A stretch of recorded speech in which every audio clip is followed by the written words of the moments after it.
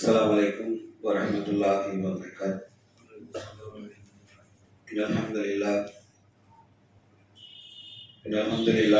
نحمده ونستعينه ونستغفره ونؤمن به ونتوكل عليه ونعوذ بالله من شرور أنفسنا ومن سيئات أعمالنا. من يهده الله فلا مضل له ومن يضلل فلا هادي له. وأشهد أن لا إله إلا الله وحده لا شريك له وأشهد أن محمدا عبده ورسوله. أما بعد، أعوذ بالله من الشيطان الرجيم. بسم الله الرحمن الرحيم. يا أيها الناس اتقوا ربكم الذي خلقكم من نفس واحدة وخلق منها زوجها وبث منهما رجالا كثيرا ونساء واتقوا الله الذي تساءلون به والأرحام إن الله كان عليكم رقيبا. يا أيها الذين آمنوا اتقوا الله حق تقاته ولا تموتن إلا وأنتم مسلمون. اللهم صل على محمد وعلى محمد كما صليت على إبراهيم وعلى آل إبراهيم إنك حميد مجيد. اللهم بارك على محمد وعلى محمد كما باركت على إبراهيم وعلى آل إبراهيم إنك حميد مجيد. قال الله تعالى في القرآن العظيم والفرقان المجيد: أم حسبتم أن تدخلوا الجنة ولما يأتيكم مثل الذين خلوا من قبلكم مستهم البأساء والضراء وزلزلوا حتى يقول الرسول والذين آمنوا معه متى نصر الله ألا إن نصر الله قريب. மிகுந்த எல்லாம் அல்லாஹ்வின் நல்லடியார்களான மார்க்க சகோதர சகோதரிகளே,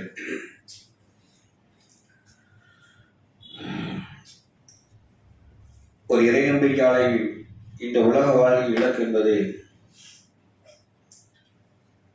அல்லாஹ் ரப்பல் ஆலமீன் அனுமதித்திருக்கிறான். துஆவை கற்றுத் தருகிறான். அதை நாம் உடமையாக எல்லா துஆக்களையும் ஓதக்கூடியதுதான்.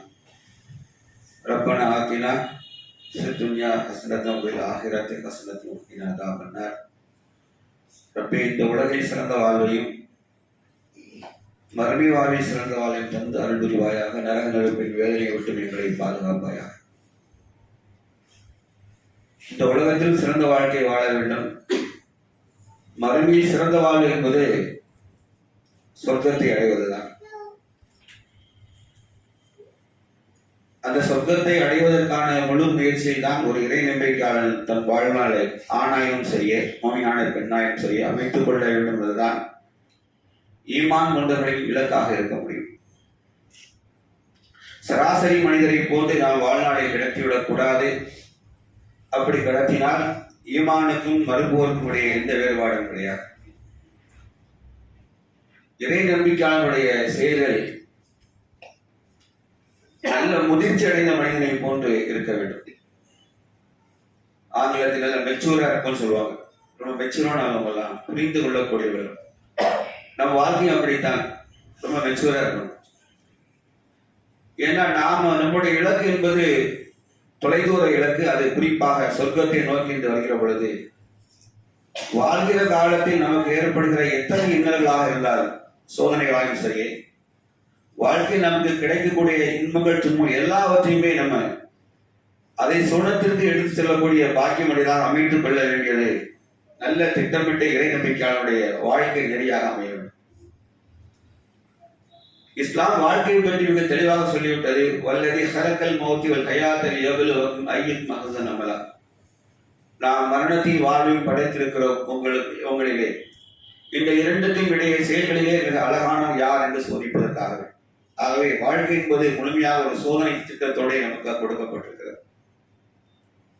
இந்த சோதனையை வென்றெடுப்பவர் தான் அல்லாஹ்விடத்தில் இறுதி முடிவை அழகானதாக ஆக்கிக் கொள்வார். யார் அல்லாஹ் யார் மீது கருணை புரிந்தானோ அவர்கள். அல்லாஹ்வுடைய நான் முதல் ஓதிய வசனம் 2வது அத்தியாயம் 214வது வசனம். அல்லாஹ் ரப்பல் ஆலமீன் இறை நம்பிக்கையாளரை பற்றி சொர்க்கத்தை அடைய வேண்டும் ஆசைப்படுகிற இறை நம்பிக்கையாளர்கள் அல்லாஹ் சொல்கிறார், முன் சென்ற சமுதாயம் சோதிக்கப்பட்டதை போன்றே நீங்களும் சோதிக்கப்படாமலே நீங்கள் சொர்க்கம் செல்லலாம் என்று எண்ணிக்கொண்டிருக்கிறீர்களா என்று அல்லாஹ் ரப்பல் ஆலமீன் கேள்வி எழுப்பிட்டு அவர்கள் துன்பத்தால் கஷ்டங்களாலும் அநேக சோதனைகளாலும் அவள் வாட்டி வதைத்து பீடிக்கப்பட்டார்கள். ஜுல்சில் அவர்கள் அலைக்கழிக்கப்பட்டார். அவளை புரட்டி எடுத்தோம், அலைக்கழிக்கவும் செய்தோம், இங்கும் அங்கு ஓட விட்டவனும். அப்பவும் அவர்கள் அல்லாஹ்வும் தூதர்கள் செஞ்சாங்க, நம்பிக்கை கொண்டார்கள். இறை தூதர்கள் அவரோடு சேர்ந்தவனும் அவங்க பதறினாங்க. எப்படி அல்லாஹுடைய உதவி எப்பொழுது வந்து வரும் என்று ஏங்கி ஏங்கி ஏங்கி தவித்தார்கள். அல்லாஹின் உதவி இப்படிப்பட்டவர்களுக்கு சமீபத்தில் இருக்கிறது.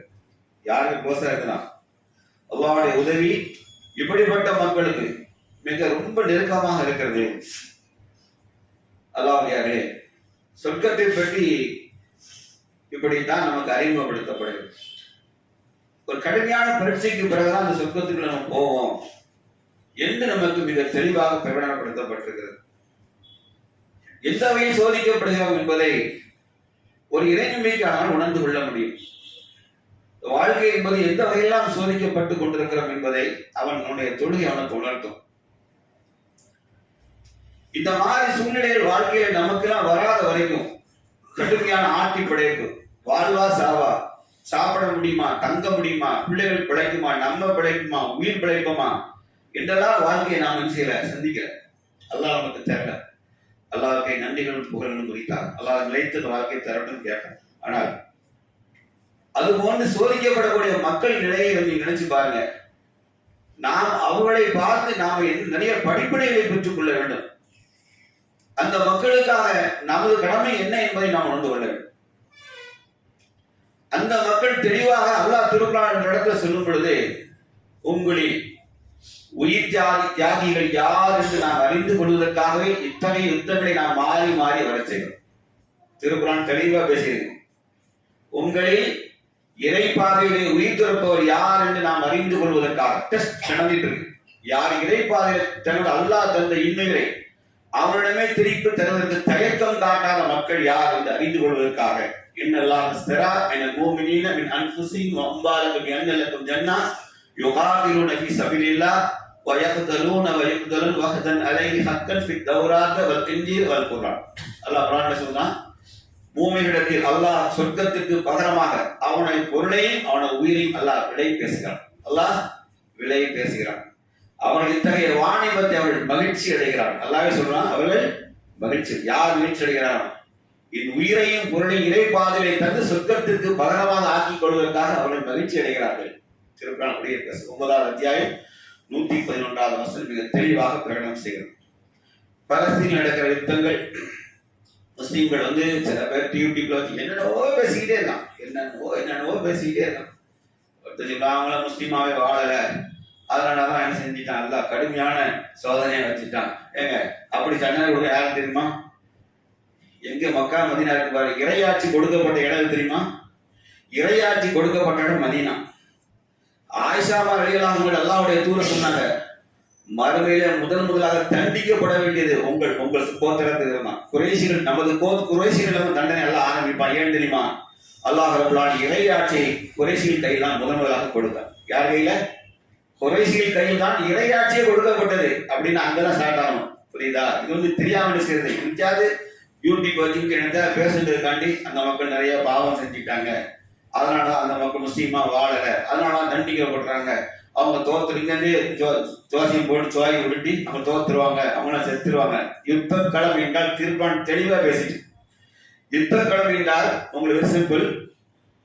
இங்க இருந்து 2ஆம் ஹிஜ்ரத் பண்ணி போனாங்கல்ல மக்கள்.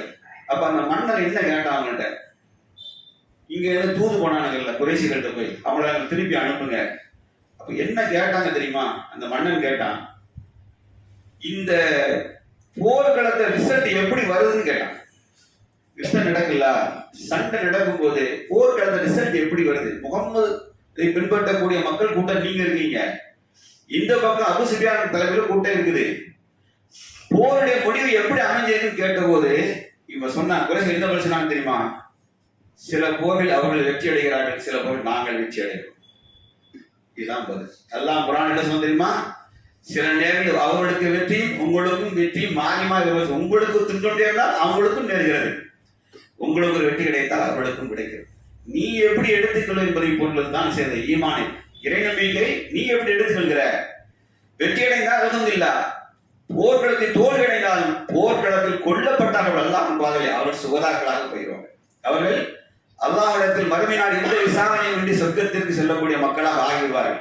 இங்கே இதுதான் நிலைபெறப் போகிறது. அல்லாஹ் தான் சொன்னான், உங்களில் இறைப்பாதையில் உயிர்த்தியாகம் செய்வோரா என்று சோதித்து அறிவதற்காக இதுவான யுத்த கடனை நாம் அமைக்கிறது. அல்லாஹ் தான் ஏற்பாடு செய்யலாம். ஆனால் அந்த மக்கள் அல்லாஹ் குர்ஆன் நான் முதல்ல ஓதிய வசனம் அப்படியே பௌசாய் லர்ராய் ஜுல்சிலு கடுமையான துன்பங்களை அப்படியே சகிச்சுக்கிட்டு அடுத்த கட்ட வாழ்வை நோக்கி நகர்வதற்கு கூட என்ன செய்யணும் தெரியாத வாழ்க்கை. அதான் அலைக்கழித்துங்கிறது. இங்க இருந்து மத்திய காசால இருந்து வடக்கு காசால தூக்கி போக சொல்லுவான். எல்லாம் போராட்டத்தை அடிச்சு காலி பண்ணுமா, மேல நோட்டீஸ் போடுவான், பம்பார்ட்மெண்ட் அடிப்பான், பயங்கர மோசமான குண்டுகளை வீசுறான். அடுத்த செகண்ட் யார் இறந்து போனா யாரை தூக்கிட்டு ஓடுறது, யாரு பிழைச்சாங்கன்னு தெரியாது. உடனே இங்க இருந்து கேம்ப் எங்க ஷிஃப்ட் பண்ணி செய்யணும். நீங்க உடனடியாக தற்காலிக முகாம்களை நோக்கி போகணும். வடக்கு காசால அடிச்சுட்டு போவோமா, அங்கே போனோடனே அந்த முகாம் மேலே கொண்டு அடிப்பான். திருப்பி அங்கேயும் தெற்கு காசா காமினிஸ்ட் போங்க அப்படிமா. இப்ப அங்கேயும் அடிச்சு காலையில் முடிச்சு நேரம் ரஃபாக்கு வந்துட்டான். ரஃபாக கூடிய 15 லட்சம் பேர் இருக்காங்க, அங்கேயே கொண்டு அடிக்கான். இந்த மக்கள் எங்க தங்குறது, எங்க தூங்குவது எல்லாம் கேளுங்க. மனிதனுக்கு பலகீனமான 3 சப்ஜெக்ட் இருக்கு. பசி, தூக்கம், கல்வி. மனிதனுக்கு பசி, சாப்பிட்டதா அது வெளியேறணும், அதுக்கு ஒரு மலைவிடம் தேவை. எங்கேயாவது சிறந்து படுகிறது இடம் இல்லையா? இந்த 3 மனிதனுடைய அடிப்படை. இந்த 3க்குமே கேள்வி. ஒரு நாளைக்கு ஒரு குடும்பத்திற்கு 1/2 லிட்டர் தண்ணி. பலசீன மக்கள் நல்லா பாத்தீங்கன்னா ஒளி செய்யற மக்கள் போனாலும் திடீர்னு போன நினைங்க. நீங்க அதுக்கப்புறம் எப்ப நான் சொன்னமா ஒளி செஞ்சீங்க எனக்கு தெரியாது. விட்டு திறந்து விட்டு அடிக்கீங்களா அல்லது சிக்கனமா பிடிச்சு திறக்கீங்களா என்பது அல்லாஹ் உங்களுக்கு தெரியும். நிறைய பேர் இந்த இடத்துல ஆமா ஆமா கையெல்லாம் தூக்குனீங்க. மலக்குமார் வீடியோ பண்ணு, நான் வீடியோ பண்ணேன். இந்த வீடியோ என்ன மட்டும் தான் இருக்கு. மலக்குமார்கள் எல்லா வீடியோவும் இருக்கு. நீங்க ஓடி எந்த லட்சணமா செய்றீங்க என்பதை தெரிஞ்சுக்கிடுங்க. 1/2 லிட்டர் தண்ணி ஒரு குடும்பத்துக்கு நீங்க போன நீங்க எடுத்து கணக்கு எடுத்து பாத்துங்க. பாலஸ்தீன் குடும்பம் எப்படி வாழ தெரியுமா? 1/2 லிட்டர் தண்ணி, அதுவும் ப்ரொடெக்டட் வாட்டர் கிடையாது, பாதுகாக்கப்பட்ட தண்ணி கிடையாது. கிடைக்கிற இடத்துல தண்ணியை போய் ஊத்திட்டு ஓடிட வேண்டாம், ஓடிட வேண்டாம். இந்த மாதிரி நெருக்கடியா குடி தண்ணி இருக்கு. 3 நாளைக்கு ஒரு இடம் அல்லாஹ் சொன்னாங்கல்ல, எங்கள் வீடுகளில் தொடர்ந்து 3 நாள் அடுப்பறித்தது கிடையாது. அதே நிலைக்கு இந்த சமுதாயம் தள்ளப்பட்டு சேம். நமக்கு மத்தியானம் வீட்டுக்கு போனா நம்ம வீட்டுல நம்முடைய இல்லத்தரசிகள், அதாவது தாய் சகோதரிகள் நமக்காக எல்லா வகையான உணவுகள். வெள்ளிக்கிழமை என்றால் அதை சின்ன பெருநாளாகவே கொண்டாடுகிற மனோபார்வை அவ்வளவு தான் இருந்திருக்கலாம் ஆட்டுக்கிற சொல்லுங்க. ஆனா இன்னைக்கு நிலைமை என்ன? அந்த மக்கள் பசியில அப்படி தவிக்கிறான். குழந்தைகள்லாம் வாடி வளர்ந்து தாயால் என்ன செய்ய முடியாது, தன் பசியை தாங்கிவிட முடியும், குழந்தைகள் பசியை தாங்க முடியாது. துன்பத்தில் அரவணைச்சுக்கிட்டீங்கன்னா குடும்ப தலைவன் இல்லை. பல இடங்களில் குடும்ப தலைவி கிடையாது. ஒரு குழந்தையின் உடலை தலையிலா உடலை தூக்கிட்டு வந்துட்டு அந்த தலையை தேடி அடைந்த காட்சியை நீங்க பார்த்துருப்பீங்க. டிவியில தான் ஓடிட்டு இருக்கு. ஆல் ஐசார் ஆன் ரஃபா அப்படின்னு சொல்லி ஹேஷ்டேக் போட்டு ஓடிக்கிட்டு இருக்காங்க. பாருங்க, ஆல் ஐசார் ஆன் ரஃபா. இன்னைக்கும் முஸ்லிம் சமுதாயத்துக்கு பாலஸ்தீன் இப்படி யுத்தம் நடக்கு, கொடுமையான யுத்தம் நடக்கு, அங்கே மக்கள் கொல்லப்படுகிறார்கள் என்று துன்புறுத்தம் என்று கூட தெரியாத ஒரு கூட்டம் இன்னும் எதுவுமே வந்து எதுவுமே தெரியாது. அதை பற்றி அவன் கவலைப்பட்டதும் கிடையாது. அப்படி கவலைப்பட்ட சமுதாயம் இருந்தால் என்ன செஞ்சிருப்பான்? குறைந்தபட்சம் தனக்கு இப்ப இடை நேர்ந்தால் என்னவாகும் என்று பயந்து பள்ளிவாசல் நோக்கி ஓடி வந்திருப்பான். ஃபஜ்ர் தொழுகைக்கு இங்க நிக்க இடம் வந்திருக்காரு. இங்க இல்ல, எல்லா பள்ளிவாசல்லையும் சுன்னத்துல் ஜமாத்தாலும் சரி, தௌஹீத் படிகளாக இருந்தாலும் சரி, அது ஓடு நிலைகளை தனக்கு வரும் என்று அல்லாஹ் ரொம்ப நேரம் ஆகாது. அல்லாஹ் திருப்ப நீண்ட நேரம் ஆகாது. நன்றியுள்ள மக்களாக ஃபஜ்ர் தொழுகைக்கு குறைந்தபட்சம் பள்ளிவாசல் ஓடி வந்திருப்பான். அப்படி இருக்கா? நீங்களே பாருங்க. இங்க வந்த மக்கள் காலையில் ஃபஜ்ர் இந்த ஊர்ல தான் இருந்தீங்க, இதே ஊர்ல தான் இருந்திருப்பீங்க. குறைந்தபட்சம் உங்க ஜமாத் லோக்கல் ஜமாத்துல நீங்க தொழுதிருக்கணும். அப்படி இல்லைன்னா இங்க வந்து ஜமாத்தை பேணி இருக்கணும். அவுட் ஆஃப் ஸ்டேஷன் உள்ளவர்களை விட்டுரு, வெளியில் மக்களை விட்டுருங்க. நம்ம நிலைப்பாடு எப்படி இருக்கு தெரியுதா? எவ்வளவு மோசமா இருக்கும் பாருங்க. உலகத்து இன்பங்கள் எல்லாம் அப்படி ஆண்டு அனுபவிக்கிறோம் நம்ம. இன்னும் சொல்லப்போனா சகாபாக்கள் நபி ஸல்லல்லாஹு அலைஹி வஸல்லம் அவருடைய தோழர்கள் வாழ்ந்த வாழ்க்கை, அவங்க வீடு, அவங்க பயன்படுத்திய பொருட்கள், அதையெல்லாம் கம்பேர் பண்ணி பார்க்கும் பொழுது இன்றைக்கு வாழ்கிற நாம் எல்லாருமே ஒரு பாதி அரண்மனை வாழ்க்கையை தான் வாழும். பாதி அரண்மனை வாழ்க்கை. இப்படி திறந்தா அப்படி ஷவர் வரும், வீட்டுல திறந்தா பாத்திரங்கள் தண்ணி பிடிச்சிக்கிட்டு வரும், இப்படி பத்த வச்சா கேஸ், இப்படி போட்டா ஃப்ரிட்ஜ், இப்படி தட்டினா கிரைண்டர் மாவை தட்டிடும். எல்லாமே அரண்மனை, பாதி ராஜாக்களாகத்தான் வாழ்கிறோம். ராஜாக்களை ஒப்பிட்டு தான் நம்ம ஏழையாதுன்னு சொல்லிக்கிட்டு இருக்கோம். சகாபாக்கள் ஒப்பிட்டா நம்மள ராஜாக்கள் வாழ்க்கை வாழ நன்றி உணர மாட்டேங்கல. அந்த நன்றியுணர்வு இருக்குன்னு வைங்களேன், இந்த மாதிரி பதைபதைக்கூடிய மக்களுக்காக இழந்து நின்று தவச்சத்துல ஒரு 5 நிமிஷமா அல்லாட்ட பேசுவாங்க. நான் அடிக்கடி சொல்லிட்டே வரேன், இந்த நிலைகளை நீங்க கற்பனை செய்ய முடியாது, இமேஜின் பண்ண முடியாத கடுமையான துயரம். பெண்கள்லாம் கதற காட்சியை பார்த்துனீங்க, டாக்டர்ஸ் நான் மறந்துட்டாங்க.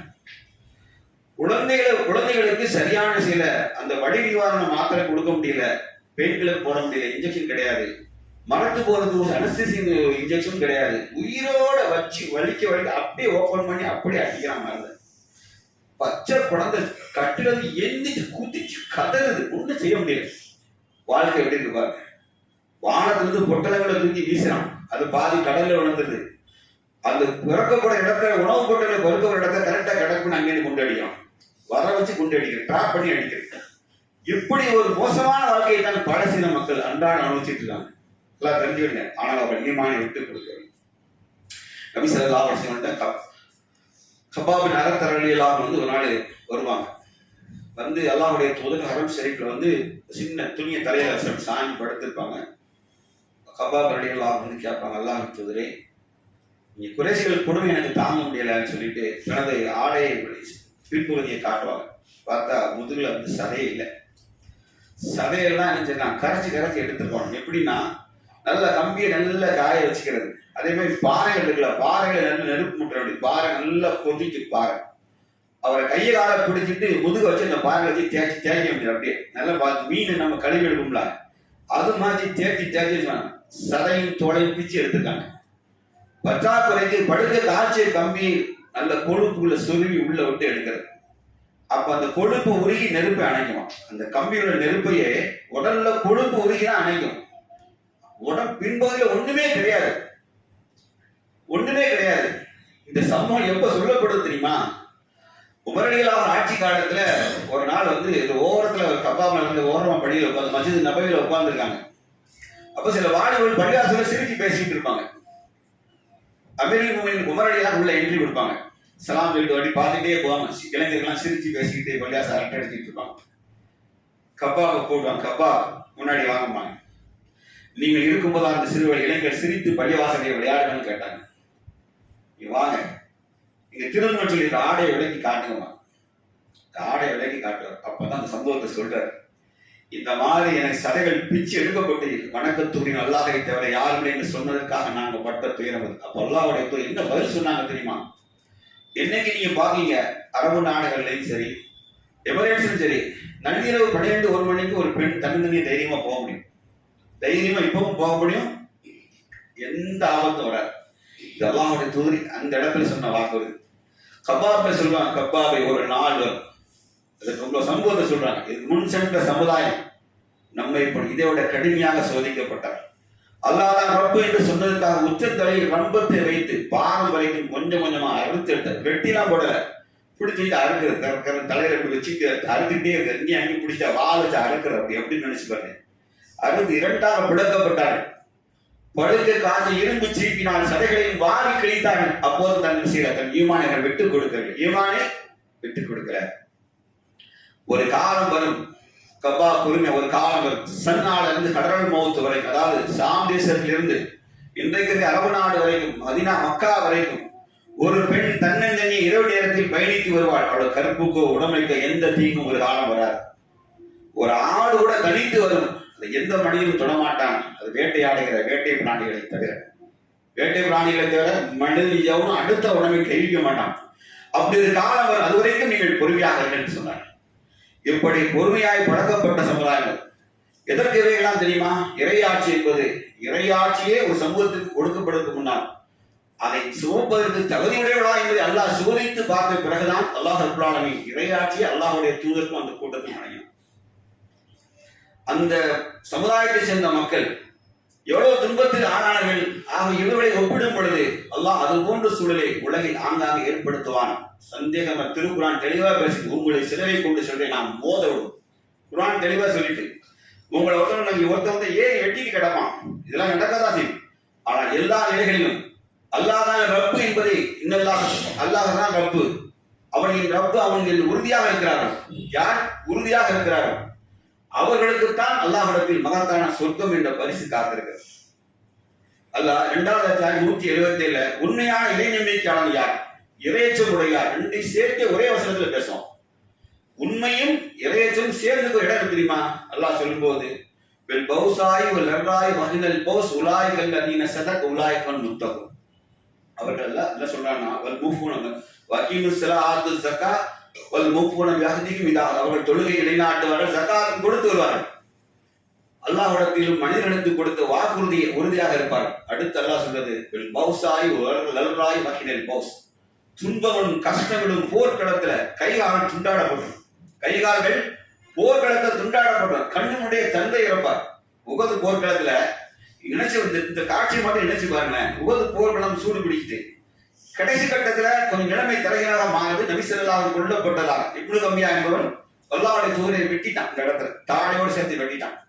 நபி ஸல்லல்லாஹு அலைஹி வஸல்லம் கொல்லப்பட்டதாக வதந்தி பரவிட்டு சஹாபாக்கள் மனசுல என்ன தோணுதுன்னா, இறை தூதரே போன பிறகு என்னப்பா ஒரு போர் அப்படிங்கிற மனநிலைக்கு வந்துட்டாங்க. சஹாபாக்கள் திரும்ப ஆரம்பிச்சாங்க.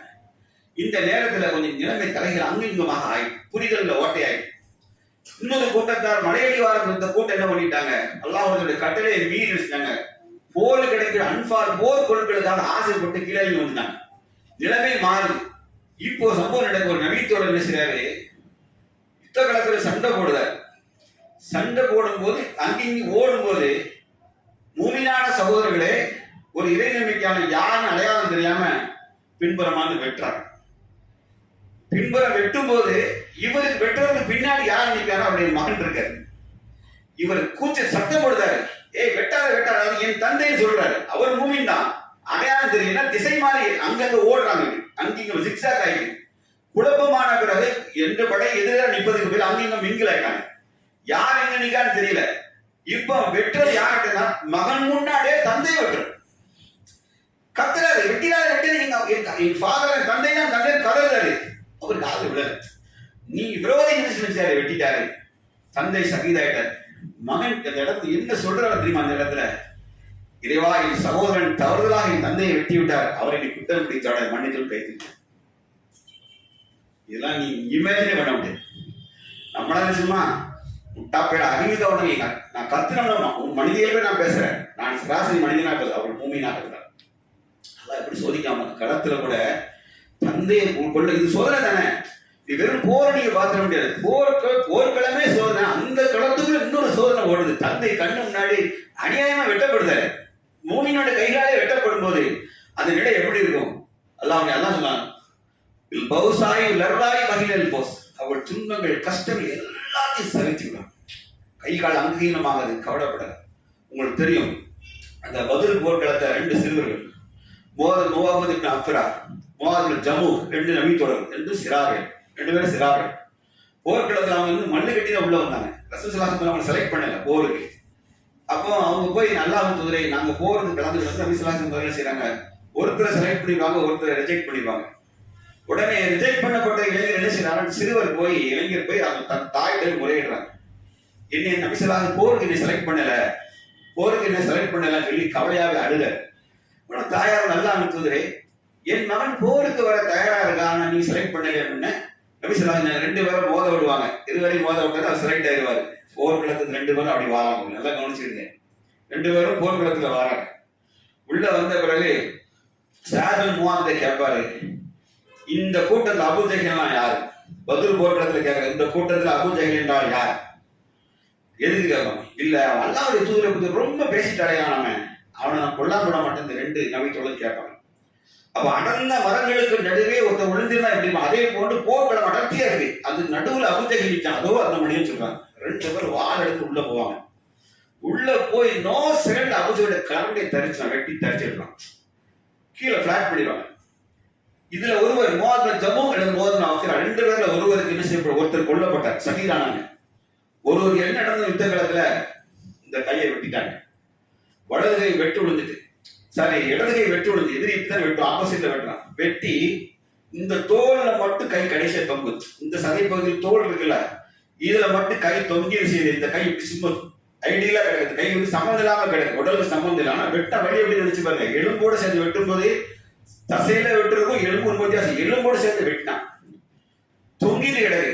அவர் என்ன செஞ்சார் தெரியுமா? ஓர் கிடத்துல இப்படி தொங்குற கை டிஸ்டர்ப் ஆகுதுன்னு சொல்லிட்டு ஒதுங்கி கட்டிட்டு ஓடி செய்யற வாரம் ரெஸ்ட் எடுக்கல. இந்த கையை முதுகுப்புறமா தூக்கி போட்டார். தூக்கி பின்னாடி போட்டுக்கிட்டு சண்டை போடுத்தாரு. சண்டை மீண்டும் கை வந்து முன்னாடி விழுது. ரொம்ப டிஸ்டர்ப் ஆன ஒரு கட்டத்தில் என்ன செய்யறாங்கன்னா தொங்குற கையை காலத்தை பிரிச்சு பீச்சு தூரப்பட்டார். கடைசி படிச்சு பாருங்க. கத்திட்டு கதறிட்டு லேசா புதினால கொண்டு வந்தாலே தொட மாட்டான். என்ன ஒழு செஞ்சா தண்ணி போட்டா சனம் வருமா? கேட்டியா? சனம் வச்சிருந்தேன் அப்படி பாத்துக்கணும். சனம் செத்துறானே அப்படி சலத்தோட ஏன் விட்டாவனிய அல்ல அழுதானா அவன் சலத்தோட வந்துட்டாமா அப்படின்னு. ஏன்பா நினைச்சு பாருங்க, நம்ம மக்கள் தொழில் காரணம் சொல்லுவாங்க மாதிரி. அப்போ வச்சிருப்பான் பாரு, பையன் ரெட்டியா வச்சிருக்கோம். வச்சா பச்சை வரல, அதாவது மாப்பிள்ள புரியுதா? பாத்துக்கிடுங்க. எல்லாம் வந்து செலக்ஷன் பண்றாங்க. அவங்க தொழுகையை விட்டுறல, நோன்பையும் விட்டுறல. ஒருத்தரு போர் நோன்புடா நடக்கு. பூமியிலிருந்து கொடுக்கப்பட்ட முதல் நோன்புலே யுத்தம் நடக்குது. ஃபர்ஸ்ட் நோன்பே கடுமையான ட்ரையல் வச்சுட்டாங்க. முதல் முதல்ல அந்த சமூகம் நோன்பே பார்க்காத சமூகம். அதான் எல்லாம் சொல்றான், யாய்களதீன் ஆமனு குதிப்ப அலைக்கும் சியாமு கமா குதிப்ப அலைலதீன மின் கபலிக்கும் எல்லாரும் தத்தம். முன் சென்ற சமுதாயத்தை வழங்கியது கொண்டு நம்மளுக்கு நோன்பு கொடுக்கப்பட்டது. ஏன்னா அவங்க நினைக்காங்க கேட்டா நோன்பு புதுசா இருக்கு அப்படின்னு நினைக்காங்க. அப்ப அல்லாஹ் உனக்கு மட்டுமா முன் சென்ற சமுதாயத்துக்கு நோன்பு இருந்துச்சு. உடனே அப்படி அப்புறம் என்ன கிடைக்கும் அப்படின்னு மனுஷன் நினைச்சான். அல்லக்கும் தத்தப்பும், நீங்கள் இறையச்சம் உடையலாம். அப்படியா? இறையச்சம் ஆகிடலாமா? பட்டியை போட்டான், தண்ணி குடிக்காதன்னா, மனைவியோட சேராதன்னா, சாப்பிடாதன்னா, போய் பேசாதன்னா, வாழை தூக்குன்னா நேரம் வந்துட்டான். எங்க நேரம் வந்து ஃபர்ஸ்ட் முதல்ல அவன் நோன்பு என்னன்னு தெரியும் பசியை உணரும் போதே அந்த மக்கள் என்ன வந்தாச்சு? யுத்தகலத்துக்கு வந்தாச்சு. அல்லாஹ் ரப்பல் ஆலமீன் அப்படித்தான் செய்யறான். இறைநேமிக்காரரை கசக்கி புரிவான். எதற்கு தெரியுமா? அவன் நோக்கம் நம்மை அழிவில்லாத வாழ்க்கையில என் அடியான் சோனத்தை அனுபவிக்க என்பதற்காக, சொர்க்கத்தை ஆணும் கொண்டுமாய் சொர்க்கத்தை அனுபவிக்க என்பதற்காக அவர்கள் சோதிக்கப்படுகிறார்கள். அல்லாஹ் முடியார்களே. அல்லாஹ் சொல்லும் போது பௌசாய் லர்ராய் மகினல் பஸ் உலாய்கள் அதீன சதக் உலாய்கள் முத்தக்கும். சதக் என்றால் உண்மையான, முத்தகுன் என்றால் இறைச்சம். ரெண்டும் சேர்ந்து ஒரு கேரக்டர் யார் தெரியுமா? தயவு செய்து 2வது அத்தியாயம் 177 வசனத்தை நம்ம படிக்கணும். பலஸ்தீன மக்கள் மீது நான் வச்சிருக்க அன்பின் அடையாளம் தெரியுமா? உண்மையான மக்களுக்காக அல்லாஹ் அது நீண்ட நேரம் பிரார்த்தனை செய்யும். 2வது பேச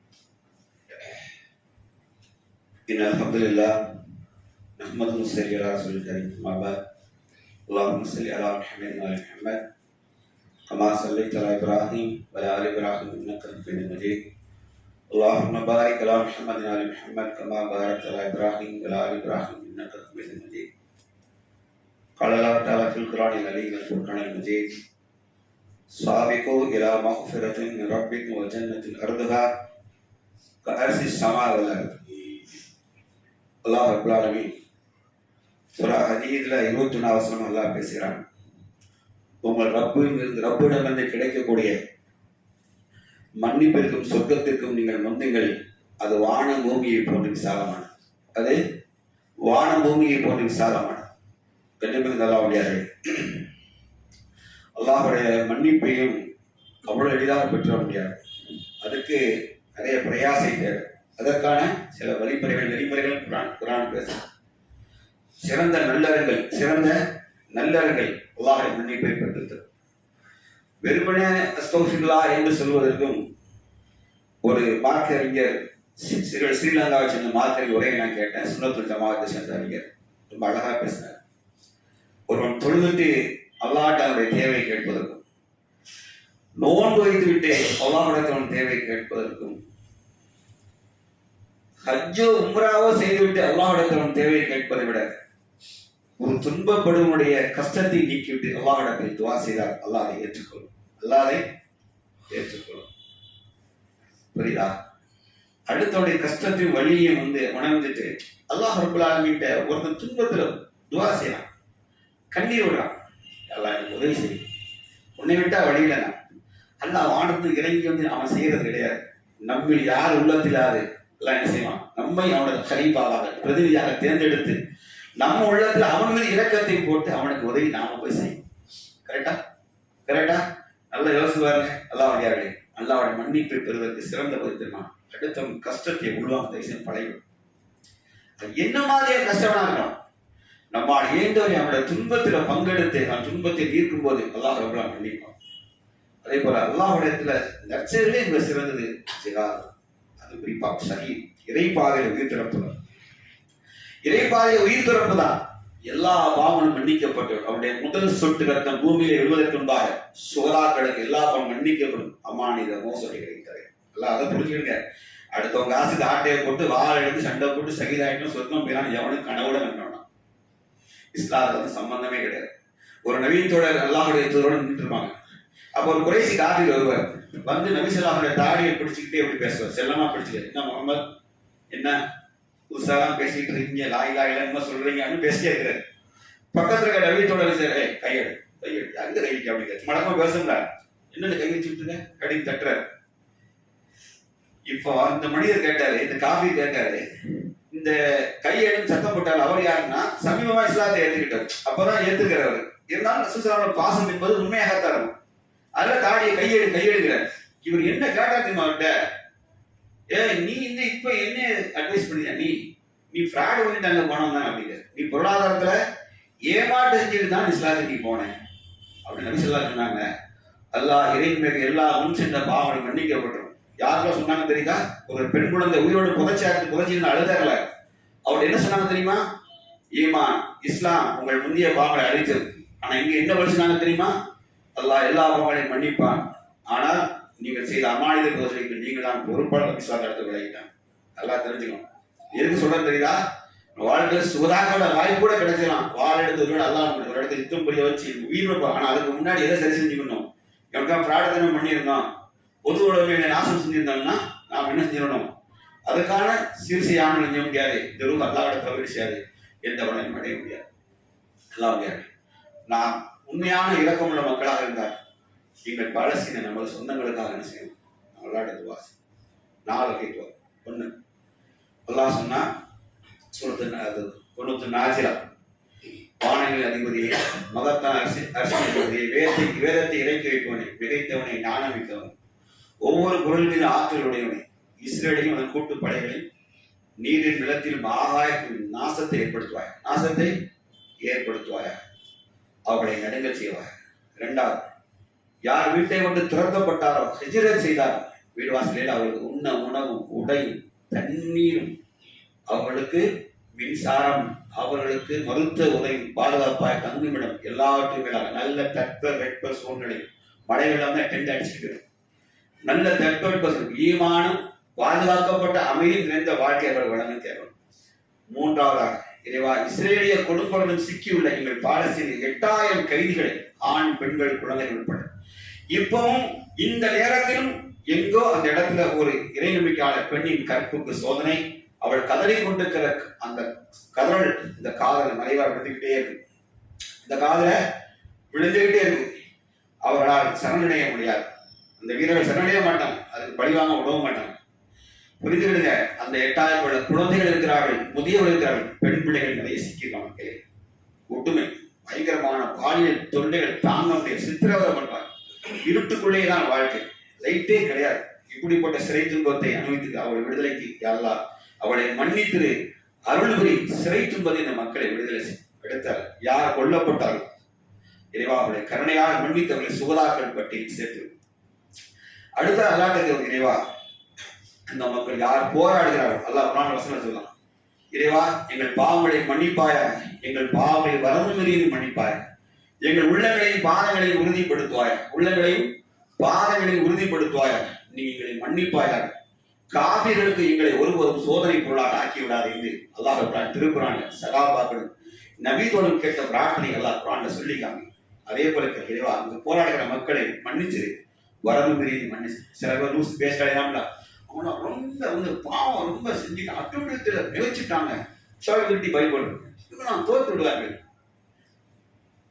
நாட்டில் சும்மா நம்ம பேச முடியாது, ப்ரெஷர் ஏறுது. இந்த மாதிரி கிறுக்கு பயில யூடியூப்பை வச்சுக்கிட்டு என்னத்தையாவது பைத்தியகரத்தனமா பேச முடியும். அல்லாதான் சொல்லுதாங்க, பாவங்களை மண்ணி வரம்பெரிய மண்ணி நாங்க கடத்துக்கு வந்துட்டோம், அவனா நான் பார்க்கிற செத்தா நாங்கள் சோதா அவன் சொத்தான் எங்க இஸ்லாமிய ஆட்சி நடக்க மாட்டேங்கிறா. என்ன பேசுற நம்ம என்னத்தையாவது உருட்ட வேண்டிய உட்கார்ந்து அல்லாவுடையார்களே, யார் இன்னும் பேசிட்டு போட்டோம். நம்ம உள்ளங்கள் அங்க ஒரு குரல் கேட்குது, பெண்கள் கதற சவுண்டு கேட்குது. நிறைய அல்ஜசீரா தவிர யூடகங்கள் மறைச்சாலும் ஒரு இறை நம்பிக்கையான அந்த அந்த கூக்குரலையும் அலறலையும் நம்மளால கேட்க முடியும். இந்த ஈமானுக்கான உணர சக்தி இருக்கு. அல்லாஹ்வுடையார்களே, உங்கள் நமது தொழுகைகள் அத்தகைய சுஜூது நஸீம் அதிகமாக ஒவ்வொரு தொழிலையும் கேட்போம். அதுபோல இரவு தொழுகைகள் தயவு செய்து ஒரு 5 நிமிஷம் கடைசி ஒரு கடைசி நேரத்தில் ஒரு கத்தால் தொழுங்க. கடைசி நேரத்தில் அப்பொழுதுதான் அந்த மக்களுக்காக கேட்கணும். அதுதான் உண்மையான ஈமான் அடையாளம். நமக்கு இருக்கிற மகிழ்ச்சி சந்தோஷத்தை பாருங்க, அல்லாஹ் நிரந்தரமாக்கணும்னா அடுத்தவங்களுக்கு துன்பம் வரும்போது அதை உள்வாங்க கற்றுவிடும். இல்லை அப்படின்னா அந்த காற்று திரும்ப ரொம்ப நேரமாக. உங்களுக்கு தெரியும், தானே புயல் ஒரு புயல் வந்தது, எல்லா கஜா புயல் நினைங்க சென்னையை அடிச்சுட்டு போயிருமா, அதை தேனிக்கு தூக்கிட்டு போயிடுச்சு. சென்னைக்கு வந்தது வானிலை மெட்டீரியல் டிபார்ட்மெண்ட் எதிர்பார்க்கல, மதுரை தேனி வரைக்கும் திருப்பிட்டு போயிடுச்சு. அல்லாஹ் ரப்பல் ஆலமீன் திசை மாற்ற ரொம்ப நேரம் ஆகிறார். நாம இந்த அமைதியாக சூழலை வாழ வைக்கணும்னா அந்த கருணைமிக்க ரஹ்மானா வாழ நினைச்சு பாருங்க. மனைவி மக்களை தூக்கிட்டு ஓடுற காட்சி, ஒரு பிள்ளை செத்து கிடக்கும், அதை தூக்க முடியாது, இடிபாடுகளுக்கு உள்ள லாங்குவேஜுக்குள்ள உள்ள கிடக்குது குழந்தை, செத்துட்டா பிரச்சனை கூட தெரியாது, அடுத்த குண்டு போல தூக்கிட்டு ஓடும்.